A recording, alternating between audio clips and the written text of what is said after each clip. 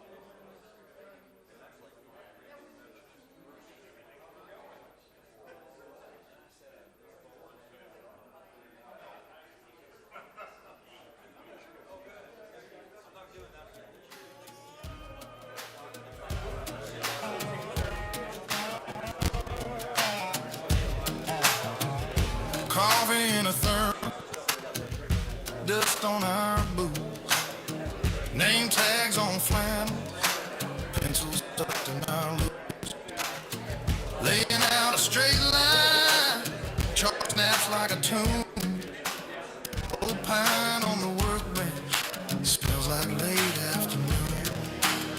We got grain and grit, we got callous hands, every board tells a story in this little band. From a rough cut dream to a satin shine with a woodworking club on county line. Yeah, we measure twice, then we cut that blade. All heart, all wood, all standing man to man. Push stick on the rib fence, eyes on the mark. Drills bite clean circle, blue tape catching the spark. Handsaw singing steady, hammer taps in time. Joints fit together like a shoulder next to mine. We got grain and grit, we got callous hands. Every board tells a story in this little band. From a rough cut dream to a satin shine, we're the woodworking club on county line. Yeah, we square it up, bring the edges true. All heart, all wood, built strong.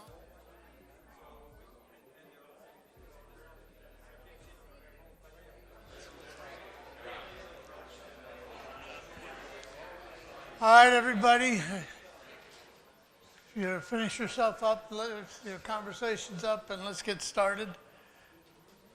I want to welcome everybody to our July membership meeting.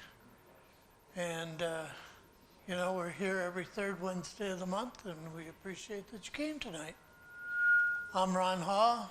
I'm for some reason, I was elected president. Someday maybe somebody can explain to me why and how. I want to welcome everybody who's joining us online, either on Facebook or on YouTube. And want to welcome to you. If you haven't been into the shop yet, we'd certainly like to see you do that. And the foreman on duty will always be happy to give you a tour. Next thing, do we have anybody here who is not a member but is visiting the guild tonight for the first time? Stick your paw in the air. Thank you.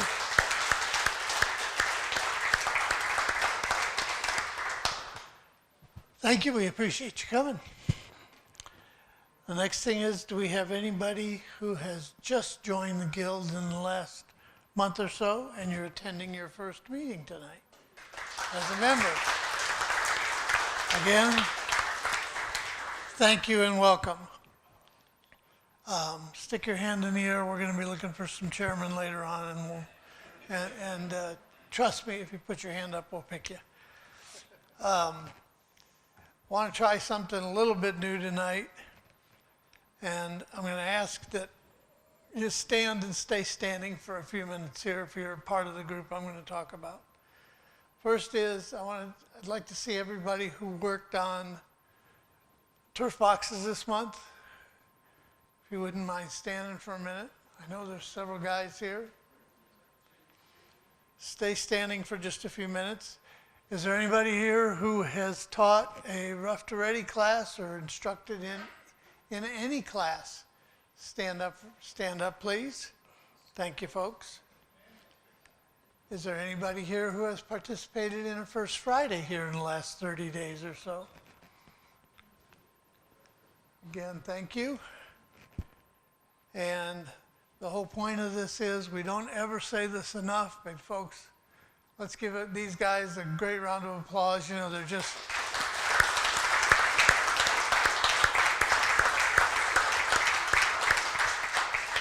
You know, these guys that are helping out, everybody's doing it free of charge. And, you know, I want you to know that as president of the club, I certainly am appreciative of everything that you do for us. Thank you so much. All right, the other thing that's going on, we have over here in the corner, all by himself, where we like to keep him, is Mike Blake. He's got a whole bunch of pretty neat stuff over there. I think he said he's got a $50 gift certificate from Woodcraft, right? And a $25 one from Shooty Lumber. And there's a whole bunch of other miscellaneous crap on this table. So go over there and we'll be doing that drawing probably right before the presentation from Kreg Tool starts tonight. The other thing we want to make sure you're doing, if you're up to answer questions or if you come up, we want to make sure that we've got a microphone placed here. You know, we are broadcasting everything that we're doing tonight, and it's going out live. So if you wouldn't mind, please use a microphone. We've got some microphones up here on the table that you can use also. So we want to take advantage of that, but we want to make sure the folks that are watching from other places are aware of doing that. Okay, let's get into it. We're going to try and skip or get through some of this pretty quickly. Our Vice President, Norm Carpenter, what do you got? Glad to see you all here. Thank you, Norm. That was a fine, detailed report. Our Vice President of Information Services is Brian Rohrbaugh. First Fridays happens again this coming month. Need volunteers. We're always looking for folks to volunteer. Go down to the tent down in the Crossroads area. We basically are down there talking up membership, trying to get people interested in the guild, and we'd like them to come up and see the shop. John Steyer, I don't see him tonight. I guess John's not here, but at last report, we had some money in the bank. Be smile and be happy. David Roth is also missing tonight, isn't he? Yes. Is David here? Okay. What I do want to talk about with David is in charge of putting the guild steering committee together. The steering committee is going to meet, and what we're asking them to do is to make some suggested planning for maybe 1, 3, and 5 years. David will tell you he wants to do it for 25 years. I'm old enough to know that I won't be here then. But if you have any interest in being on the steering committee, please get in touch with David. I know he's putting that together. We've also got a policy written on what the steering committee is going to do and how it's going to work. The other thing we're looking for, and I thought we had a volunteer for this, but I'm just going to throw this out. We also have a guild historian that we're looking positioned to fill, who will keep track of kind of our meetings and all that sort of stuff. As an aside to that, I know that Brian here, about a year ago, put a ton of work into getting all of those records organized. They've all been scanned and they're online, so that gives you the opportunity there to, if you're going to be the guild historian, your job to get started is almost done, and you've got a zero place starting point. Thank you. Member at Large, Craig Arnold. Craig always has something to say. That's not necessarily a bad thing. So. All right, getting back on the steering committee, we are meeting, the first meeting of the steering committee is going to be August 4th, which is a Tuesday at 7 p.m. And depending on how many people we'll have, we'll probably just end up meeting in the classroom. You all did get a survey from the steering committee or from David. 36 people responded to that out of the 800 and some members we have. So not a real big turnout there. Here's one right here. And I'll be honest, I forgot to send mine in too. So, but the 25-year plan is our goal. I mean, we're looking that far ahead. In 25 years, we hope the guild is still around, that a lot of the young people that are in here tonight are standing up here in 25 years, leading this guild. What? Hopefully, yes. But we really need your participation.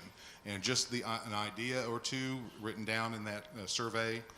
Maybe they can send that survey out again. I'm looking for Brian. Maybe we can send that survey out again to folks. He's nodding his head yes. Okay. The next thing I want to talk about is coming up this Saturday and Sunday. The National Craft Council is putting on, the very first time they've tried this, a national event where studios from the lone potter working in her barn to stained glass artists, to weavers, to whatever, even to guilds like us, all across the country. They've got over 1,000 studios open for this studio tour. We are one of the only ones in Kansas City doing it. But there'll be other, like I know Belger, they're going to be open as well. So it might be a weekend for you to get around to see what's going on. We're looking for people who want to sell. If you want to sell some of your woodworking, they'll be in the classroom. We'll have a display for people to sell. You will need some type of QR code, whether it's through Venmo, PayPal, what have you, so that you can be paid that way. We're not going to be taking any money. Also, open shop will be going on. So if you have something to work on, come down. If we get people in for a tour, they want to know what you're doing, tell them this is what I'm doing. I'm making dovetails, or I'm doing intarsia, or what have you. We want to show this as a lively, active shop, or studio, as it would be. So, but if you want more information, find me around during the break. Cool. Thank you, Thank Craig. you. All right. This thing, this craft show thing, I think this is our first year we're doing this. It's going to probably be an interesting experience for all of us. If you just are looking for something to do Saturday and it's 116 degrees outside, so you won't be cutting the grass or any of that kind of stuff, come on down. We're going to need some members to greet some of these folks, give them a shop tour, introduce them to the things that they can get out of the Woodworkers Guild. So So we're looking for your help. Contact Kreg if you've got some time, or if you have any questions, contact me. If you have any questions, I don't know what the hell I'm talking about, but we'll see what we can do. We can always get your answers. All right, newsletter went out earlier this week, and I hope everybody got it and has taken a look at it. I know it's everything that goes, the work that goes into the newsletter every month. I know takes the guy that's doing the layout now. I did it for about 10 years, and he probably spends 20 to 30 hours a month between the time he gets the articles in, sorts through them, edits them, gets them placed, gets them ready to go, builds the PDF that you eventually see that Brian sends out. So if you have anything to say about the newsletter, please contact me or Stephen. In his email address is right on the banner of the newsletter. Stephen always responds, so it might take him a day or so. He's a letter carrier, so he's not quite as fast as some of us are. Usually at this point, we talk to Don Steele about selling his magazines and books from the library. He's always got a number of things for sale. Unfortunately, Don wasn't able to be here tonight. Casey Ziegler, did you have anything you wanted to talk about? You do not. Thank you. Chris? Is Chris awake? Anything to say? Chris has nothing. Matt, did you want to say anything? Yep, normal stuff. We don't have too many events happening right now. The biggest one coming up will be the Christmas. Flick your hand up. Am I blocking it? You're blocking the antenna. Blocking the antenna? Yeah. That's how it goes. Okay, yeah, the Christmas dinner, and Marcia has volunteered again to help organize it, run it. If you remember last year, if you were lucky to be here last year, we had a super lot of fun at the Christmas dinner last year. And we have all brand new chairs. These chairs are packed away after every meeting, and they have beautiful covers over them, dust covers over them, so they stay clean. So that it'll really cut the work in advance of having to. We had to wash every one of those doggone chairs. I mean, it was a lot of work last year. So we won't have to do that. Then after the Christmas dinner in January, the Scouts will be here. And I mentioned this before, they have an unbelievable 100% aluminum track with digital start and finish and timing and all that kind of stuff. So that's, what was it, the 9th of January? Yes. 9th of January, I believe it's a Saturday. And after the Scouts are finished doing their stuff, and I think what our job is to help the kids make their toys and stuff like that, or guide them or whatever. But they're going to allow us to keep the track, this professional Pinewood Derby track. They're going to allow us to keep it over on Sunday. So I highly recommend that if you're interested in trying it out, make up a vehicle of some sort, and we can have some races here. You never know what's going to happen. It could be a lot of fun. Yes, Norm? Are there prizes for racing? Hey, we could have popcorn. I don't know about prizes, but we could probably come up with prizes for that. Yeah, that might make it more interesting. The guild can afford some prizes, I think. Sure, that's a good idea. Other than that, I think that's about. Oh, okay. Mercy. There's probably about 50 boxes and puzzles, and John Lund. He got a little bit behind. He's busy doing his own stuff, but John has always volunteered to put burn the logo of the guild in the bottom of the puzzles and the boxes. So any of you guys that do wood burning, doing the laser, if you would like to volunteer your time, it's way in. You see a big pile of the boxes and the puzzles in the back. If you just grab them and just burn the laser burn the logo on there. That way I can put them together and take them over to Mercy, and they just absolutely love the stuff that we bring to them. So, any questions on what we're doing for Mercy or for Christmas or? Nope. Thank you. Thank you, Matt. Marcia, thanks for doing it, by the way. Last year's Christmas dinner, and Matt mentioned this, It's the third Wednesday. It's the meeting night in December is always our Christmas dinner. You know, we have a few awards we give out, but last year the committee did a phenomenal job, and I'm sure it'll be just as good, if not better, this year. All right, moving on. Membership. Carol, are you here? Did she leave? Has she not been here tonight? I thought I saw her. The guild stands at 864 members. Again, we want to thank you. If you joined tonight, that's either 865 or 866. If you haven't joined yet, give me your app and your check, please. We'll get that taken care of. Safety Committee meets every second Wednesday of the month at 7 p.m. It's always an online meeting, so you don't have to go anywhere. If you're sitting at a computer, it's your computer. You don't even have to wear pants. So it's, the Safety Committee performs some pretty great functions. It's the reason all of the members that I'm aware of still have all 10 fingers. And, you know, we have a pretty good safety record, and we've had that for, I don't know, I've been a member 15 or 16 years now. And we have, I think in that time, I can think of only one or two injuries that I would call beyond Band-Aid needs. Rough to ready. John Sloss, anything? All right, thank you. Mike Blake, sponsorship.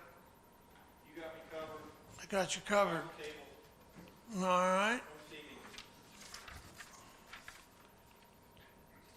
Skill Builder is always the first Saturday of the month that is open to members and non-members. Is that correct, Chris? Yeah. All right. Well, come on up. Are you up for me? Yeah, you're not on my little agenda I'm thing. not on your list. No. So you're not here apparently. Well, those of you who don't know me, I'm Rich Higginson. I'm the training director here. And I actually have quite a bit to talk about. The first thing I want to talk about a little bit is, you know, I've been talking all year that we've got Patrick Moore coming here to teach that stereotomy class. And I found a video from where he promotes his school of stereotomy up in Canada. Gives you a little bit better sense of the type of stuff he does. So, Chris, you want to roll that tape?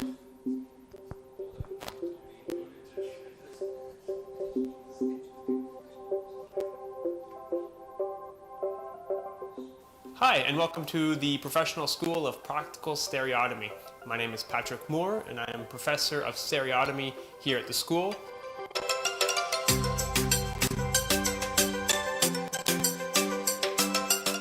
The Professional School of Practical Stereotomy is a small private professional school that's unique in the English-speaking world, where students are given experience in the application of the historic, time-tested techniques of practical stereotomy, and in French known as l'art du trait.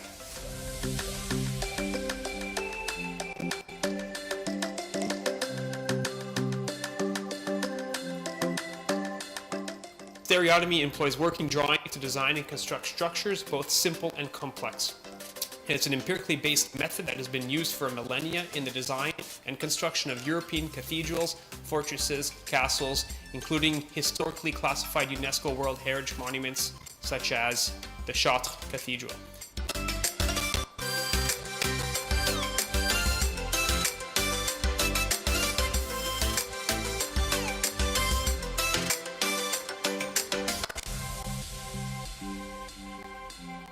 Students of practical stereotomy become knowledgeable through hands-on experience of a process which makes the most complex designs very manageable.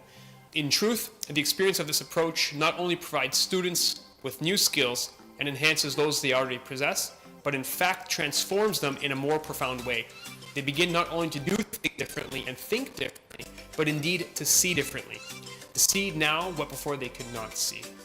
The result of this experience is that students are now able to undertake with confidence projects they previously found intimidating or too complex to attempt.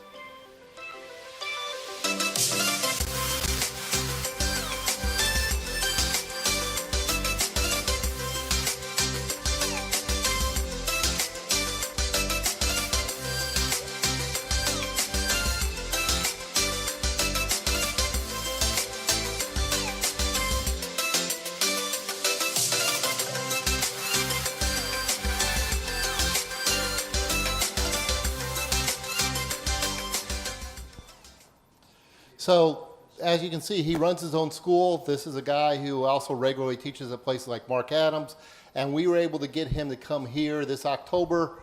And we are kind of in that final push for trying to get enrollment. Right now, we don't have enough people to actually make the class make. We need about 5-6 more people for the class to actually make.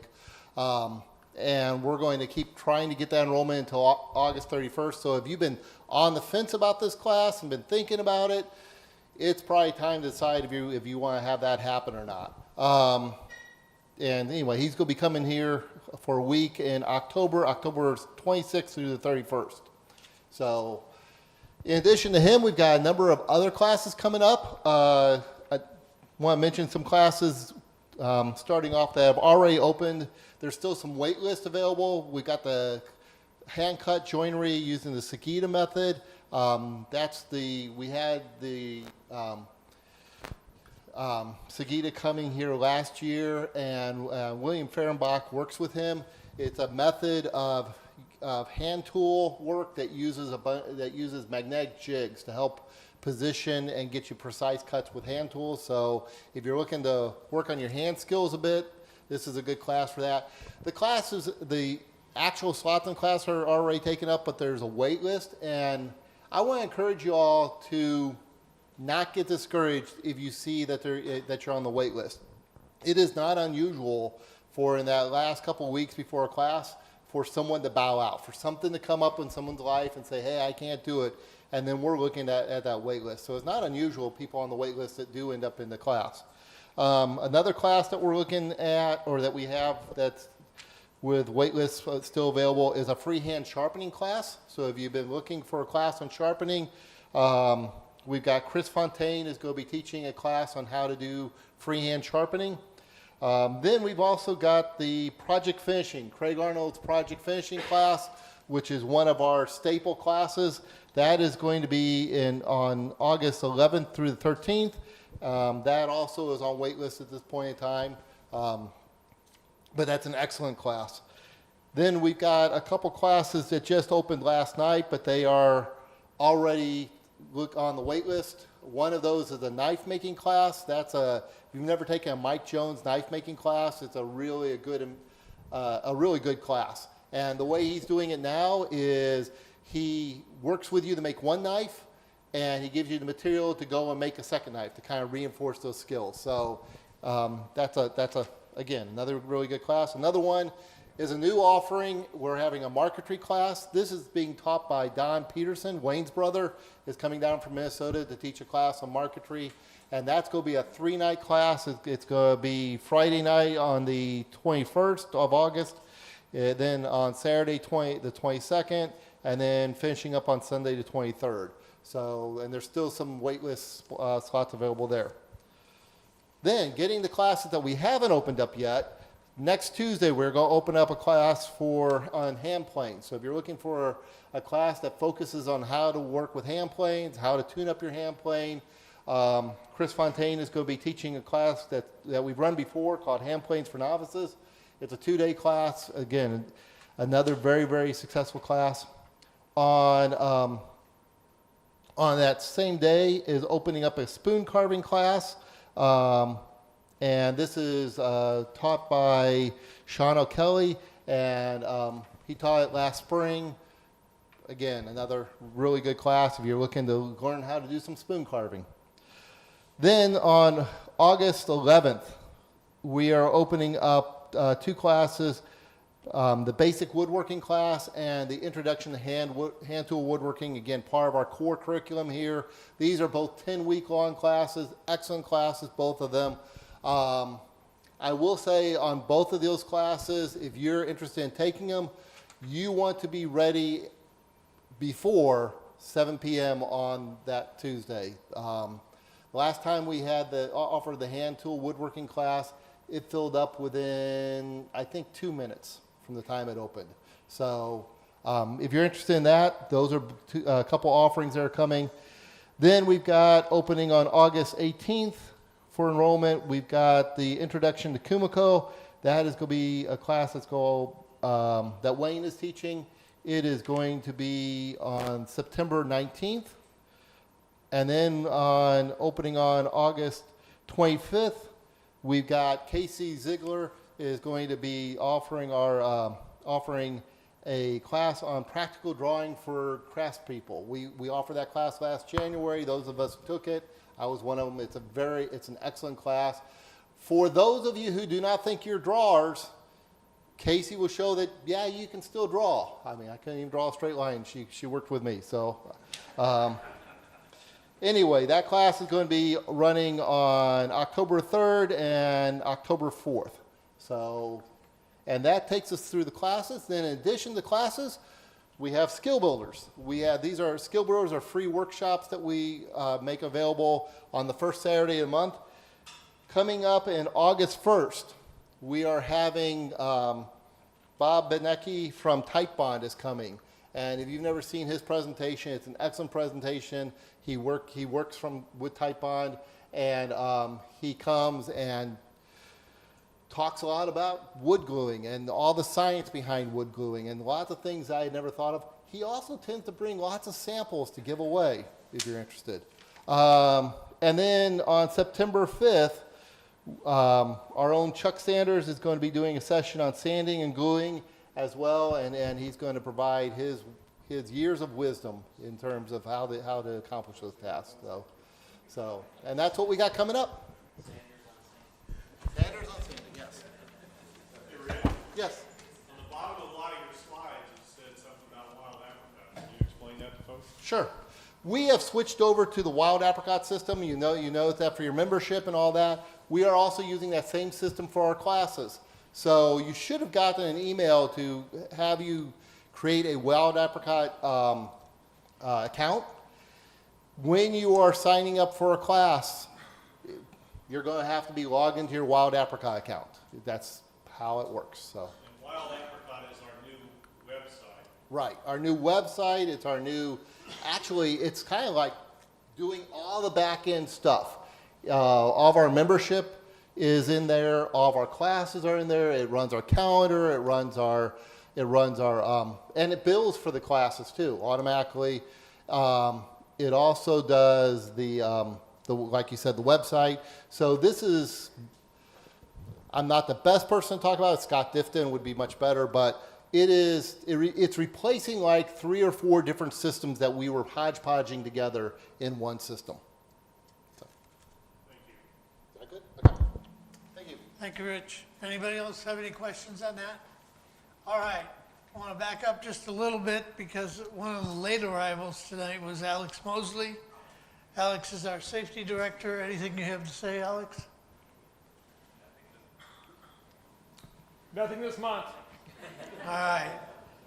Thanks, Alex.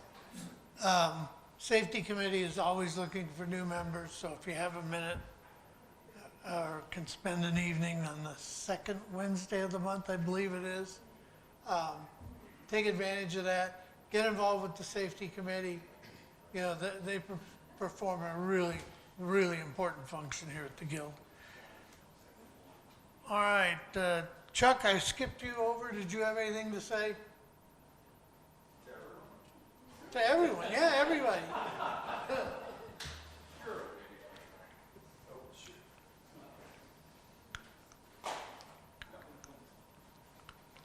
Say the corrected grants for the newsletter. And if your ears aren't burning, you haven't been reading the newsletter. But August 2nd, we'll start our furniture making SIG, where we will discuss all things furniture.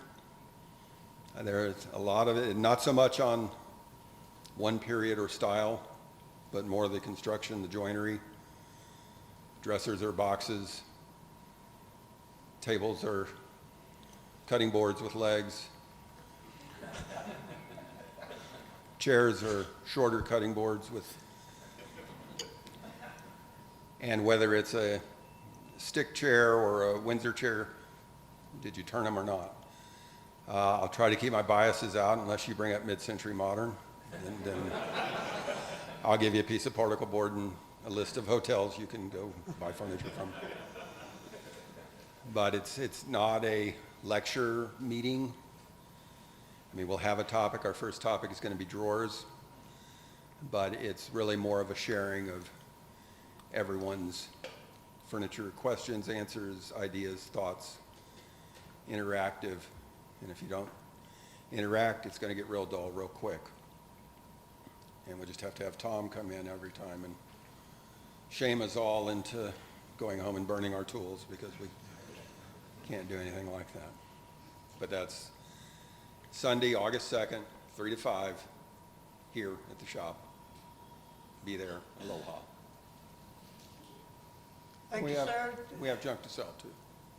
Bargain prices, marked down.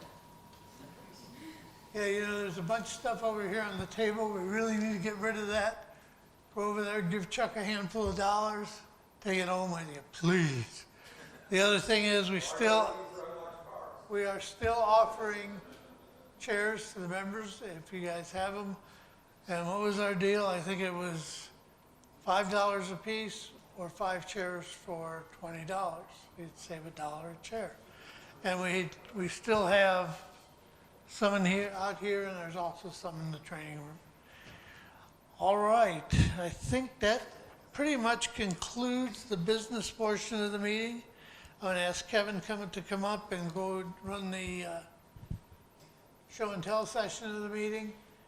And the longer you guys take talking about your builds, the longer it is before we have our break and our pop.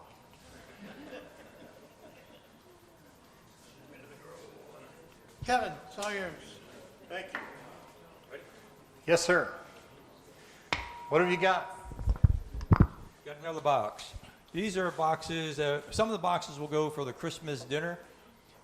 We figure we'll help probably, last year we had 137 people, so we like to have 150, 160 presents, so everyone has a good choice. These will be some of the presents to choose, from which to choose. This one, I changed it a little bit from the other longer boxes that I make, and that I did a little carving on the top. What kind of wood do you have on it, Matt? I don't know what the wood is on the sides. It's just stuff that I found on the pile in there, or somewhere, you know. All right. I mean, it could be hickory. I mean, I'm not too sure exactly what it is. You know, when you get out into the woods, you can study 60 different oaks when you're in college, and you really got to know 60 different oaks. You get out in the woods, and the logger will tell you, I don't really give a damn about all those 60 oaks. All I need to know is it a black oak or is it a white oak? That's it. Everything is either a black oak or a white oak. So anyway, basswood top, because I love to carve basswood. I don't know if has Chris picked up on. There you go.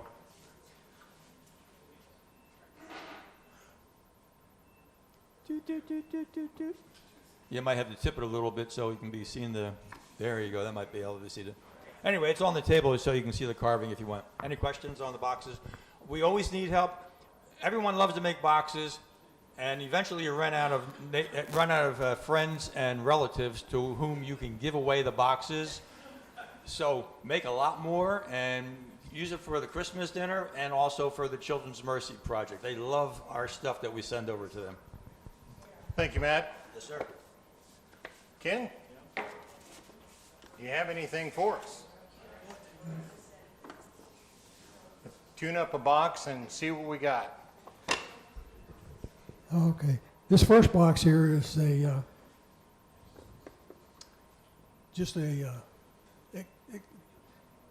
it's made out of 2x4s.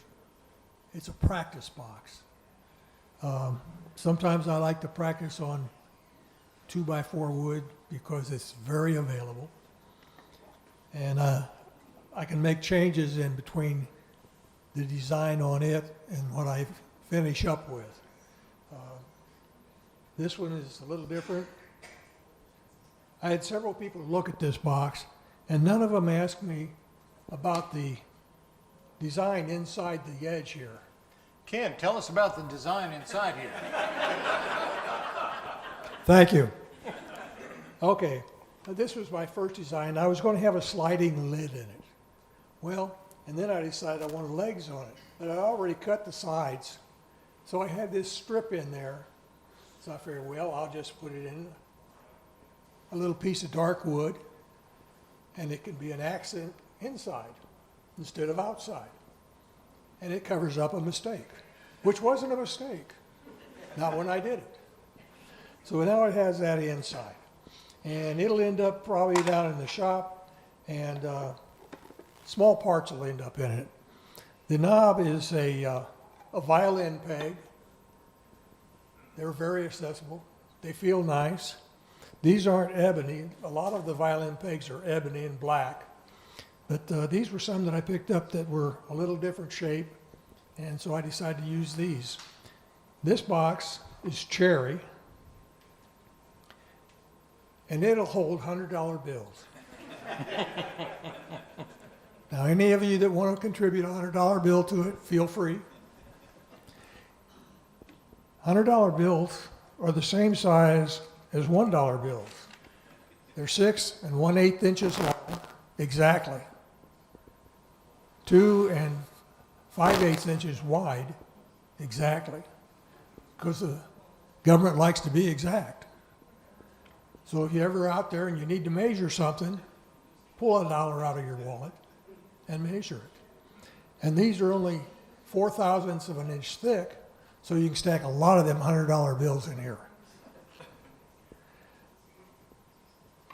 The legs, I saw them somewhere, I don't remember where, and I decided that I liked them, so I decided to put them on the box. The lid on this one's one piece.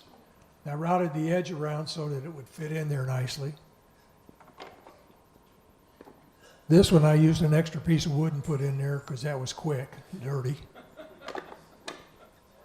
Any questions? My question is, when you made the legs, did you use 2 pieces of wood? No, one piece. 1 piece. That's one piece of wood. And you go ahead while it's still square, and you cut out the inside, 1/2 inch each way. That way it'll give you that.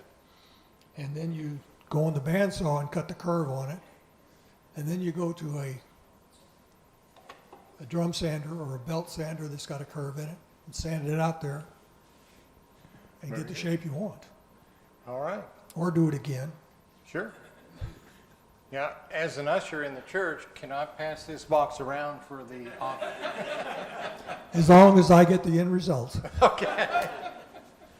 That sounds good. Any questions? You ever find out who stole your $100 bill out of there? That's why it only has a $1 bill in there. Seed money. I'm hoping for it to grow. Thank you. Thank you, Ken.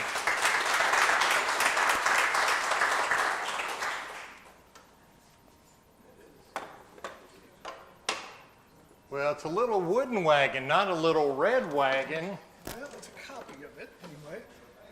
Yeah, this was a excellent project for my first grandson, and so the Wood Magazine had a pretty cool diagram of it, and that was the key right there. Saw that and thought I had to make it for my grandson. Yeah, but And- it's 1994, John. You know, Come on. We might have great another one. library, we have all of it in there. So yeah, that was the fun part. It's made out of white oak and steel. The pivoting portion on this is in between the milk jug cut in a circle to make it pivot, which I thought was very ingenious. Thank you, Wood Magazine. But every piece of steel was, straight, and that was the hardest thing I had to do was get the angles just right, because if going through wood and steel, it's kind of a pain, and you got to be pretty precise. But yeah, the wheels, every wheel is 8 pieces.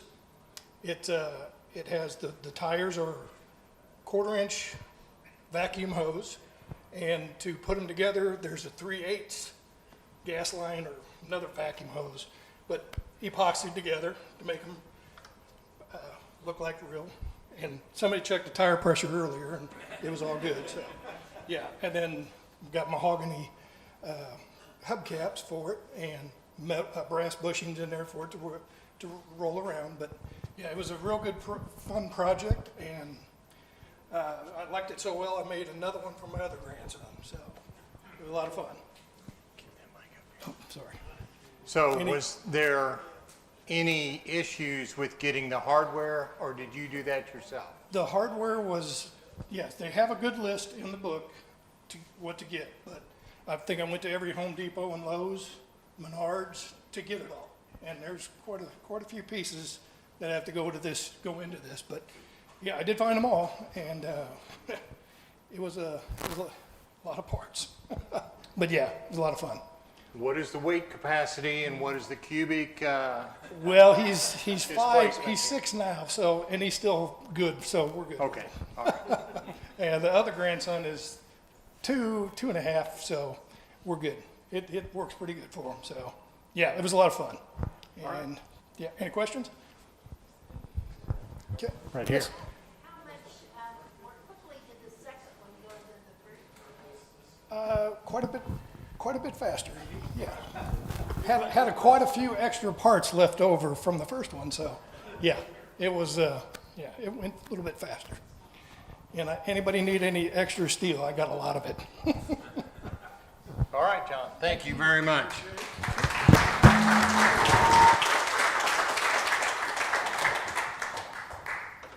What'd you finish it with? Rhodey oil. Oh, no.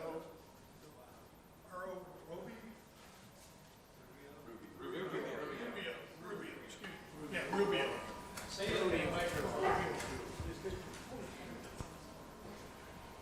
Go ahead.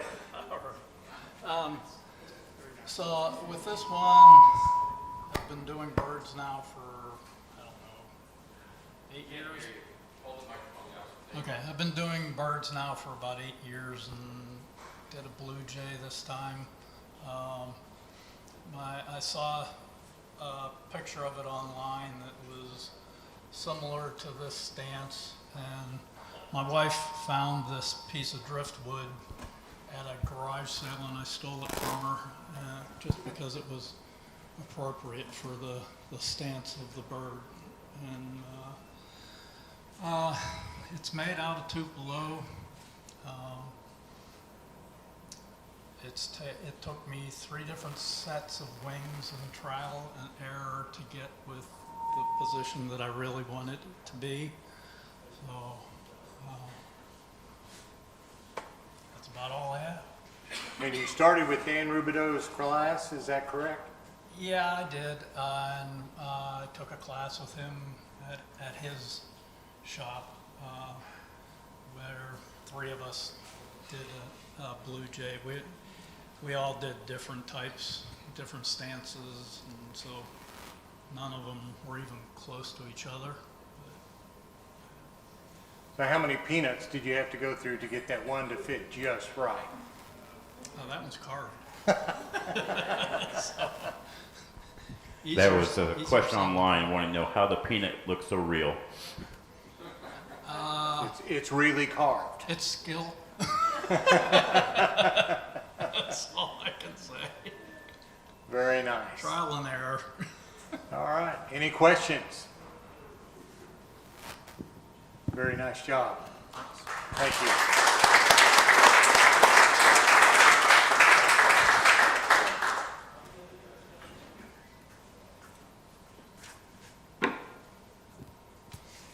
Good evening. This is the bandsaw box that I made in the last bandsaw box class. I had seven layers of wood stacked together. I don't even know what they all are. There's some walnut, some cherry, some poplar, some stuff George had that was like platted, mixed together, glued up. Stuck that in there too. I thought it came out okie dokie. Is this your first bandsaw box? That is my first bandsaw box.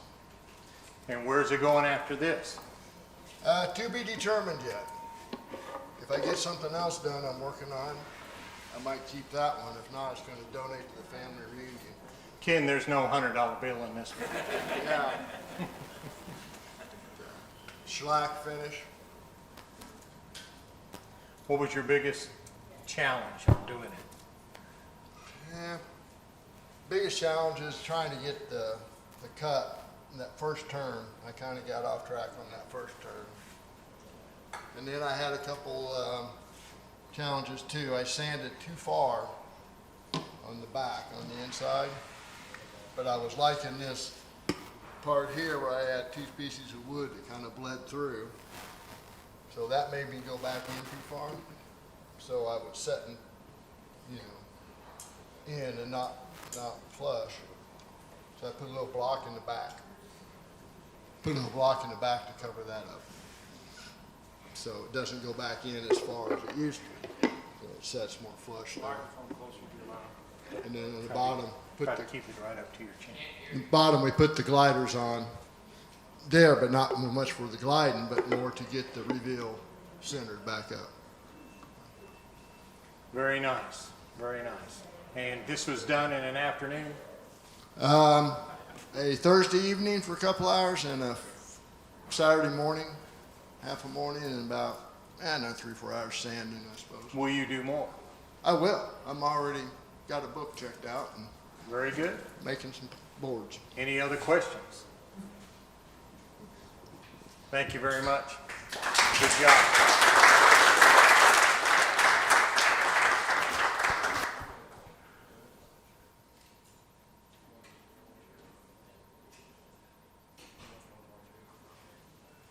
My goodness, Tom, what'd you find at the garage sale today?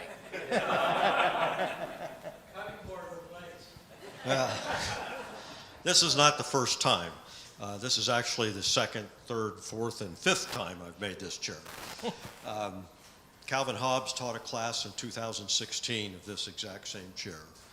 And that's what kind of got me hooked on doing this, and I've been making reproductions ever since. I think we got 12 pieces at home. I retired the year after, so that's all I've been doing full time, is making pieces in this Chippendale style. This is a Philadelphia side chair. It's a famous piece. And the chairs in that period were all kind of like this, with less ornamentation, you know. So, but I enjoyed this. But these are going with the over-the-top table I made last year. So I needed some over-the-top chairs to go with it. And what is the wood? This is cherry to match the table. Okay. And the one that we made in 2016 was walnut. The original in the museum is walnut. Okay. And the stain you used on it? Sorry? Did you use a stain on it? Yeah, it's, I put a dye to get it dark. Cherry will get dark with age, but I wanted it dark to match the table. A couple of coats of shellac. Then there's a glaze to get in the crevices to make it look older on the carvings, and then more shellac, and then some clear paste wax. And did you have any trouble with the upholstery? No, it's a slip seat, so it's just a pine frame. It just has to, it's getting it to fit in there tight is the only problem. That's fairly straightforward upholstery.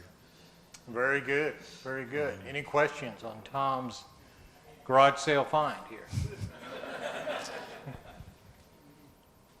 How long does something like that take, one chair? Well, I did each step on all 4 chairs so that they would come out consistent, all the carvings and that kind of stuff. So I started in November, I think.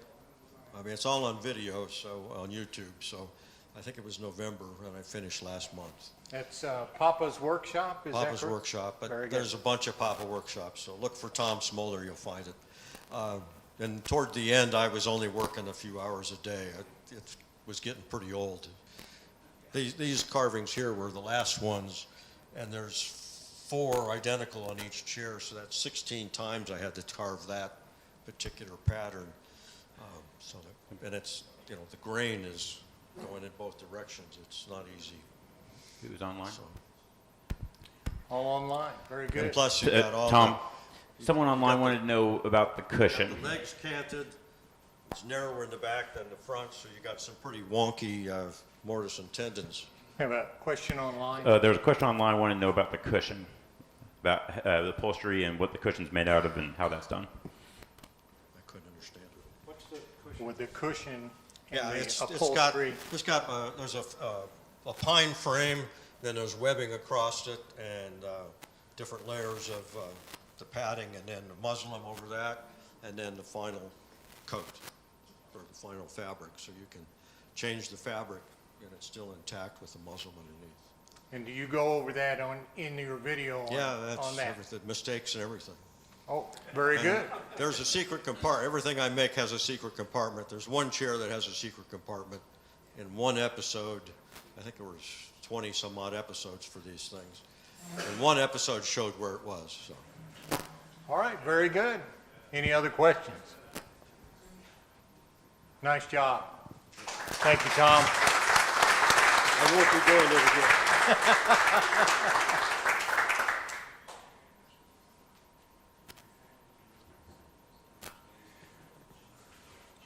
This was a free CNC project from Vectric, and I made this about 10 years ago. Decided to bring it in. It's called a Dutch country clock. So, And what's your wood that you made this out of, Mike? red oak and a stain and lacquer. So, And the clock you can is pick up from any clock kit. clock kit? Yeah. So And I believe Rockler and Woodcraft carry those, or I don't know. I ordered you it ordered directly, online? directly from Clock Kit. So Okay. So it took probably an hour and a half machine time to cut it out. Very nice. Any questions? Yeah. You do the drawing on a computer, or do you scan it in off of a hand drawing? Well, it was a free project. It already was drawn out for me. All I do is run the code. Hey, Mike, are those cut on the CNC in two different parts and then glued together, or is Yes, that just it's- one chunk of wood? It's two different pieces of wood.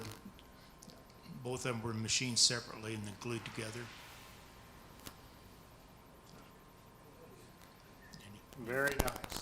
Very nice.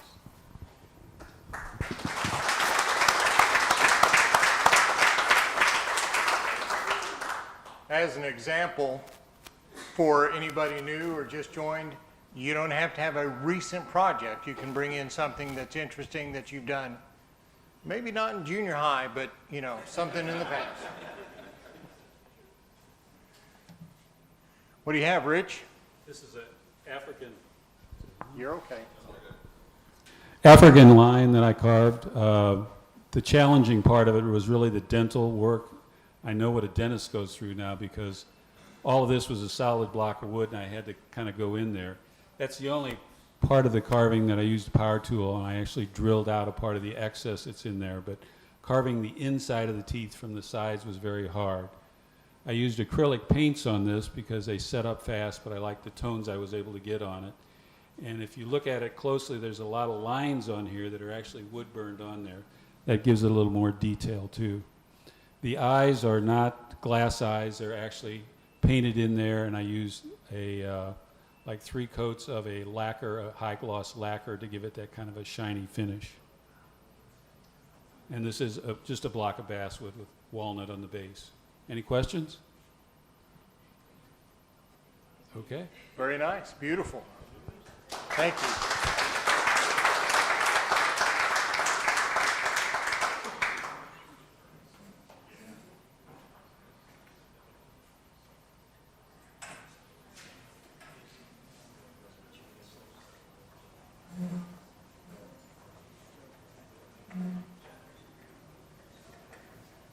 That should do it right there. Right there? Yeah. Come back your way just a little bit. Hello, everyone. Made a TV stand, and it was a lot of fun making it. Did just about everything on this. Got a live edge top out of walnut, and it's not quite finished. It's not all the way. It's not attached yet. It will be, but I'll use Z clips to put that on. But it was a lot of fun making it. Got to do my inlays I like to do. Got on the edge. It has 6-inch trees. And then on the front doors, it has 4-inch trees, tiger wood and mahogany, and the drawers. There have a dovetail with hearts. It's kind of fun making those and everything, and hard maple walnut on the drawers, and the doors are walnut. Kind of nerded out some, make the panels, but I had to put maple strips all the way around them. They're doweled in, and channel all around the doors to hold them together and everything. Of course, after all my face frame and everything, I had to use Kreg joinery. They're pocket hole screws on the back, so you can see those. Some of the challenges were I just designed this to make it work in my basement. Bought a TV, and I have one already, a TV stand, but it wasn't big enough. So my new TV wouldn't sit on the on the stand. So the fun part was making the legs. These posts and these legs are with 45-degree miter. Thank you. I couldn't get it out there. And then made everything with the router. Made the trim underneath there is all handmade. Anyway, a lot of fun. Tell us about the hole in the back. Oh yeah. So can I roll it around? So I can see it. Hard to do one-handed.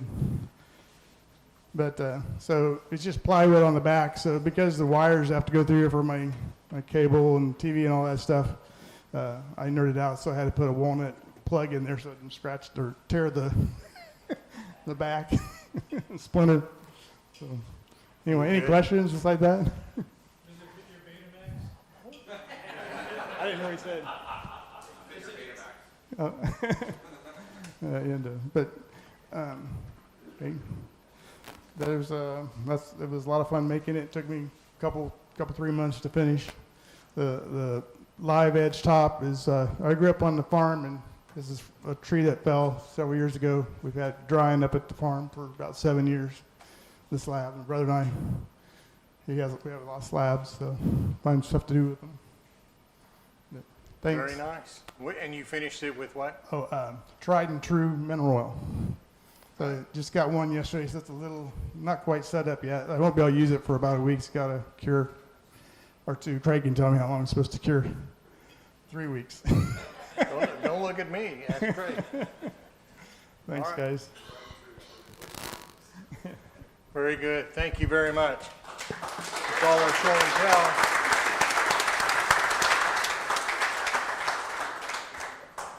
All right, Kevin, thank you so much for doing that. Everybody that brought stuff in, thank you for doing that.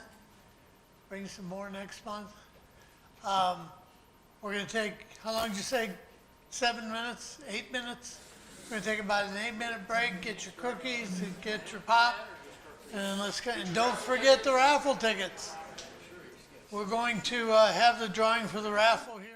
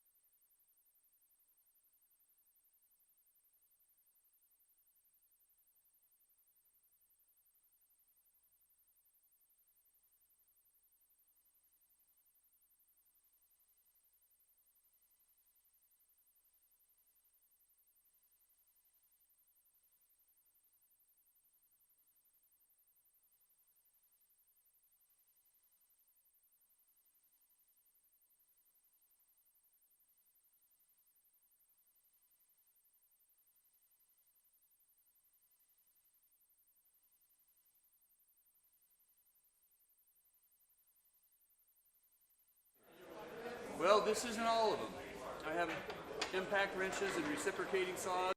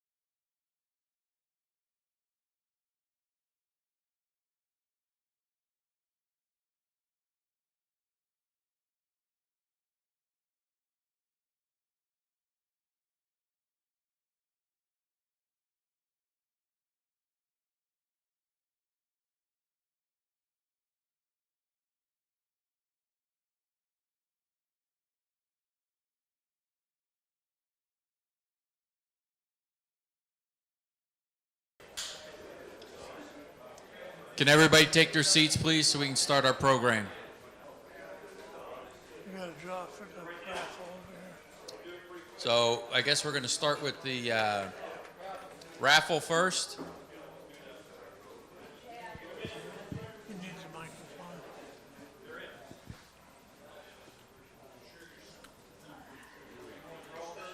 No, it doesn't matter. Right. All right, I'm going to call the numbers out, and I'm just going to call the last four digits. So we're going to start with 3383. What did they win, Mike? That's going to win a $25 gift certificate. 3411. I'm going to put the winning tickets out here on the table, so when you come over, you can see which one you won. 3430.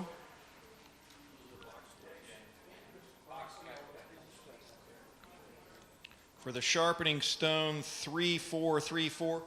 Boy, 3434 everything over here. 3434. The next one, 3440. Yeah, seriously. Wait a minute, $50, $50. Hold on, we're going to go all the way to the bottom of the pot here. We're going to pull one out. 3414. The $50, 3414. Oh, wait, that's mine. How did that happen? Coffee cup, 3399. Whoopee. 3386. One notebook. The second notebook is 3409. And the hat goes back in the pot. All right, that's it. Thanks, Mike. All right, folks. Tom's going to introduce our speaker tonight, and then we'll, as we finish up the program, anybody who can stay and help turn the shop back into his shop, we of course appreciate your help. So we'll do that right after Lance is finished up. Good evening. Those of you that don't know me, I'm Tom Vesey. I'm the program director. And tonight's program, we have Lance Eaton from Kreg, if you guys didn't figure that out. Kreg Tool. He came all the way down here from Ankeny, Iowa, to visit us. So let's give him a round of applause and our full attention. Thanks. And make sure you pull my number when for the giveaway. Yeah, absolutely. I will be happy to do that. Everything working good with the microphone? We getting signal? We're all good? All right. First off, thank you very much. I appreciate you guys bringing me in to talk about what Kreg is up to these days, because some pretty exciting times with Kreg. I've been with Kreg for 10.5 years, and I can tell you that there is more going on at Kreg Tool right now than there has ever been in my tenure with Kreg. And that is, the last 10 years I thought were crazy, but the next 2 or 3 years are going to be even more crazy. This fall is going to be the largest product release in the history of Kreg Tool.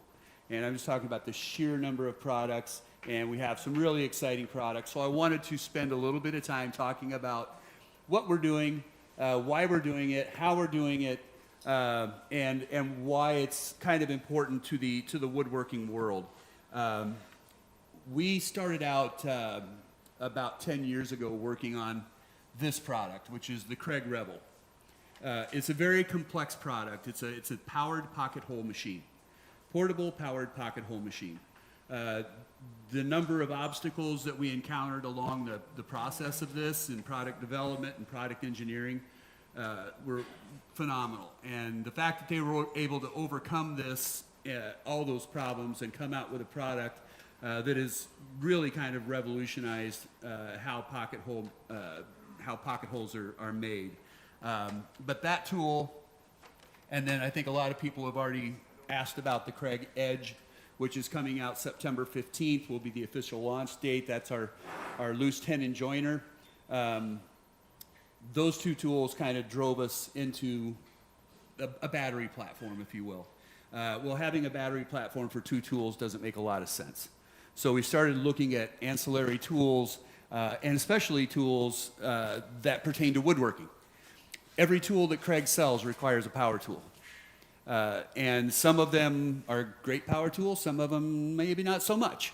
What we wanted to do was develop a line of power tools, first and foremost, that are made with the woodworker in mind. So we have features on our tools that are unique woodworking type features, and you'll see a lot of that demonstrated today. So the lineup, even though we've gone beyond woodworking because we really had to round out the portfolio for like the hardware stores like Ace Hardware, things of those types, we wanted to have a rounded out portfolio. So we do have impact wrenches and reciprocating saws and things like that as part of our platform. And we have another 12 tools that will be launching next year as well. So There's no end in sight for how we're going to do this, but it's been a fun journey. I want to talk a little bit about how we developed this. First and foremost, these tools, we own every aspect of these tools. We engineered these tools. We own all the tooling for these tools. Not one of these tools is what you would call a white label tool or just a generic tool that we put our name on. We did go in, our product engineers at Kreg, all of us at Kreg, are woodworkers and in various forms. And so we know what we want in our tools, we know what was important, and those are the kind of features that we implemented into the design of these tools. And then the engineers work on it, the product development team work on it. We worked with an independent firm out of the UK, and they are a non-biased, all they do is test and rate, and they are just the utmost authority on power tools in the world. They know every factory, and we went to them after we had tested all of these different tools that we brought in, and they made recommendations on what partners we should work with. If we wanted the best circular saws that we could build, they would send us here. And so as a result, we have 4 different factories that are making Kreg tools. Because that's going to be offline just because we want it to be kind of proprietary. We just don't want to share all that information. But I'll be talking through the tools on the table as quickly as I can because I think we have 45 minutes or so to try to cover a lot of ground here. And I know that everybody really wants to see the edge in action, and so we're gonna get the edge out at the end of the presentation and actually show the edge in action for maybe the 3rd time in public. So it's going to be a lot of fun. So I'm just going to start off with the drill because as a rule of thumb, you would think one of the easiest tools you could possibly ever make would be a drill, right? It has a purpose, it drills and it drives. But if you ever read the manual on a Kreg pocket hole jig, the recommendation for speed on a drill is 2,500 RPMs, or 2,000 RPMs, excuse me. There are very, very few, in fact, there's only one, and I'm not going to mention the brand name, but only one brand has a compact drill that spins at 2,000 RPMs, and it's a very expensive drill. We wanted that feature because that's what we recommend for pocket holes.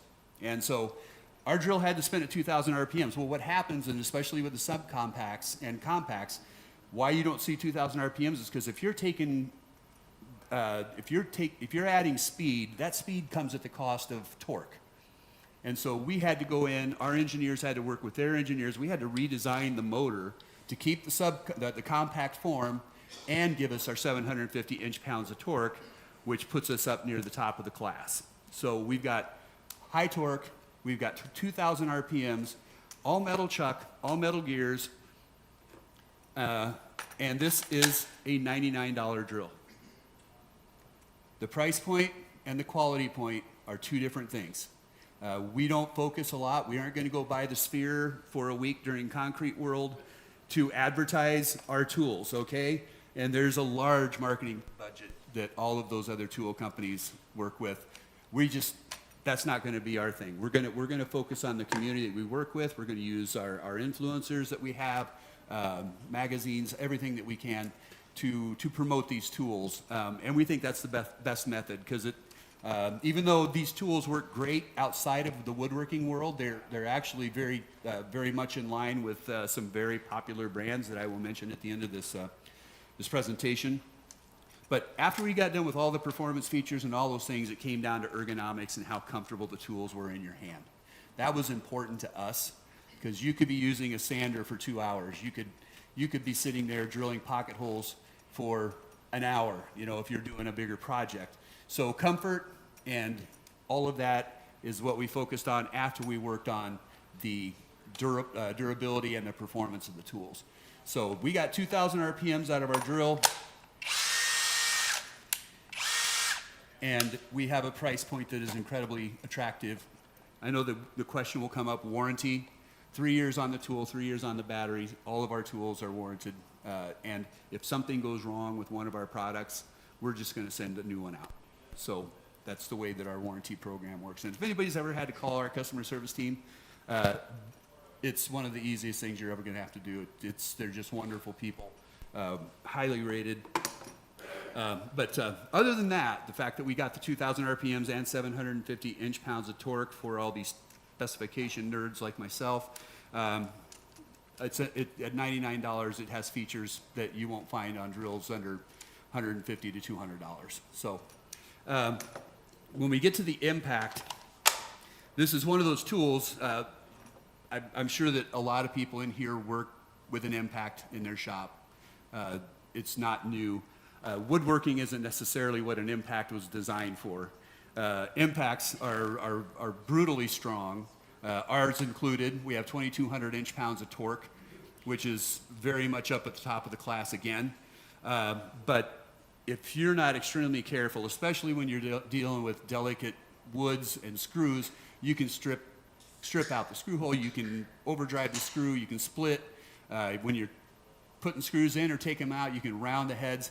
So we put features in to help with all those things. So for instance, on the first speed, we made it very slow. And the variable speed trigger is very sensitive, so you can control it when you're trying to drive screws in. And the compact form factor allows you to get into more tight spaces. But if you want brute force, there's plenty of it. You do not need, it's a one-hand load with the bit and taking it out, so that's kind of a nice feature, another premium feature that we put into this tool. But if you want force, whoop,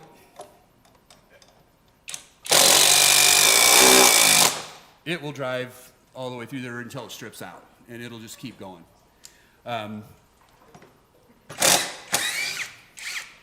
Take that out, hot. I've done this enough times to know don't grab down here, grab up at the top where it's not engaging the wood. So it's got all the power in the world for whatever application you might need when you need that power. But we put a feature in here called assist mode or auto mode. And what that does is when I'm driving into the wood, and this is just one of our standard 1.25" coarse thread pocket hole screws. And I'm just going to pull the trigger, and I'm going to hold the trigger, and I'll show you what it does. It stops right when it impacts. So I don't overdrive the screw. And this is pine. With oak, it might not get all the way down to the surface before it impacts. So if I need to drive that screw down a little bit further, I just pull the trigger again. And I'm going to get about 2 revolutions on the screw. And I'm going to do that until I have that screw where I want it to be. And then one of my favorite features on this is when we have it in reverse mode.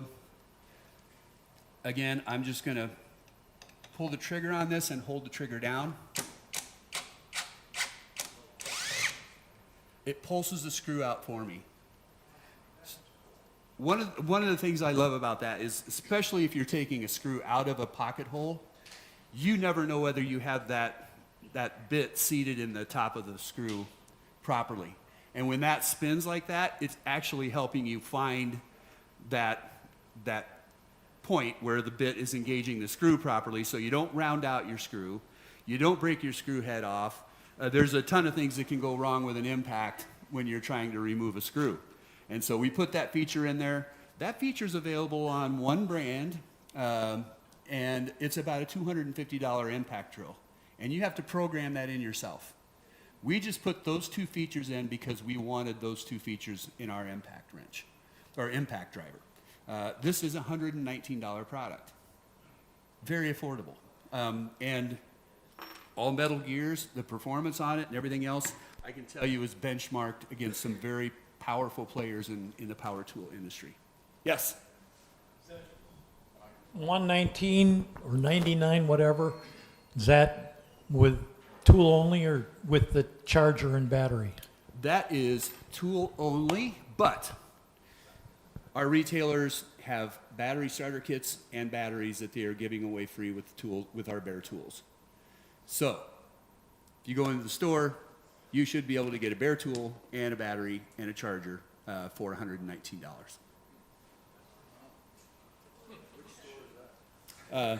Well, since we're on the topic of retailers, Rockler and Woodcraft are both carrying our power tools.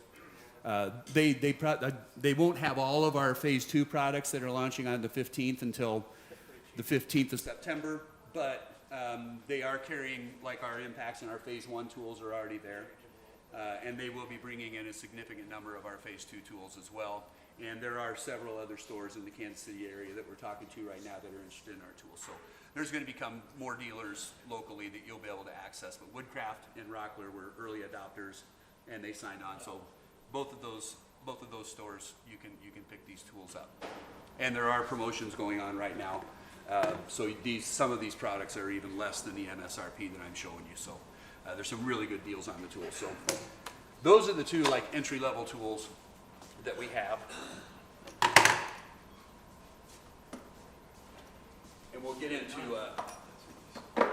this is a fall tool, but this is our high-speed hammer drill. And the only reason why we brought the high-speed hammer drills, it's something you can use masonry bits with it, and you can drill into concrete and cinder block. But if you want additional speed and additional power, this is 1,000 inch-pounds of torque, and we have a boost mode on this one. So it's 2,000 RPMs, and when I hit the boost mode, all the way up to 2,500. So if you're using spade bits or Forstner bits, those types of tools, this is going to be a nice addition. I believe this is going to be in the 149 range. Don't quote me because we've got so many new products. I don't know all the prices, but again, very affordable for a hammer drill of this caliber.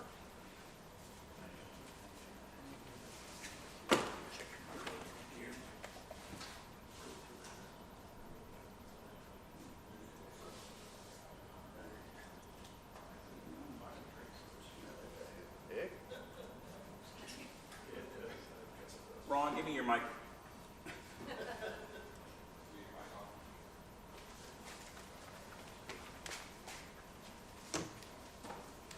So, to your question on the price, yeah, Rockler does have that drill right now in their store, 119, free battery and charger. The impact?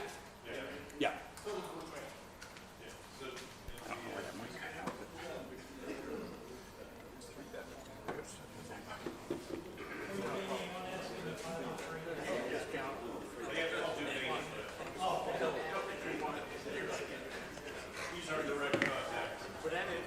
Okay. Good to go? Good to go, good to go. Good to go, good to go.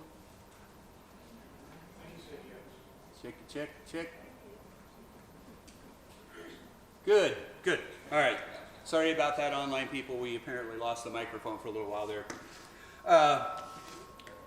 We have a couple other tools here. You can call them woodworking tools, but they're more kind of, this is more of a demolition tool in some cases, or in other cases, drywall tool, trim tool, whatever it is. We added it to our list of woodworking tools, although it kind of belongs in a different category, but I'm going to really gloss over this real quickly. We did a lot of things to it. First and foremost, we took a ton of vibration out. This is one of the very few multi-tools that you can actually just stand up. You can come up at the end of the show if you want to, at the end of the presentation, you can feel how little vibration this has. We all have these tools, we love them, but they vibrate really badly. And they make your arm go numb. I was going to say something I shouldn't say. But it is a toolless change. It does use the standard star lock, the universal star lock, and the universal blades. Woo! And it's toolless blade change, very simple to operate. Just pop that up and you can take that nut off right there and put your blade in and then tighten that back up, flip that up, and it'll lock it in place. The other thing we did is we took the shaft and moved it just a little bit further down, and we put the battery on upside down, so now you can actually flush trim with it without having to go in at an angle and bend your blade and potentially marring your surface.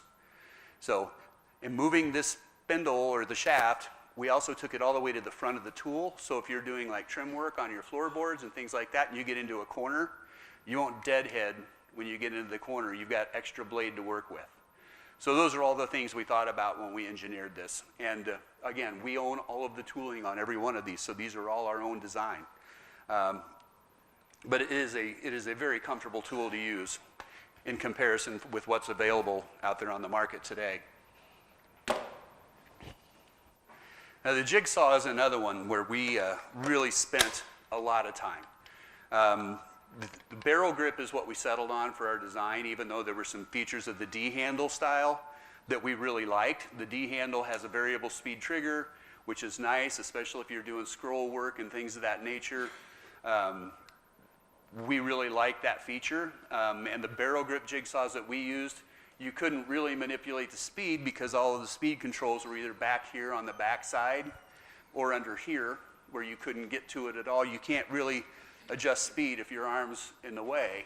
So we designed it with the speed control up here on the top where your second hand goes. And that's unique to us. So I can basically perform those same speed changes and functions that you can do with a D-handle style and adjust the speed as you go, and it's really remarkable. We put a blower fan that we incorporated here that actually blows air out the front and blows the dust off of your cut line as you're cutting. Yeah, and you can reach the controls with one hand. A lot of the tools, one brand did come out that has a similar profile to ours now, but when we released ours, we had the smallest, most compact jigsaw on the market, and it came at the sacrifice of nothing when it came to performance. A lot of that was air. They were this big around, they were that long, and they were really difficult. They were very difficult to hold in your hand and use, and in some cases you couldn't even reach the on-off switch with your hand. You had to use both hands just to turn it on. So we wanted it to be comfortable, so we took a lot of that extra fluff out and just made it compact and comfortable. And it does have all the same features, 3 different orbital patterns plus a 0. And one of my favorites is the fact that we just have a very, very solid base. There are detents for 45 and 22 and a half going both directions, but you actually have to slide that into place so that you know, and there's an indicator on back so you can see it. When you know you have it in there, you can just lock it into place and it's good to go. One of the other things that we did do with this is, and I will clean up my mess afterwards, is we put an assist mode feature in this one as well. And hopefully with an overhead we'll be able to actually see this. Take this out.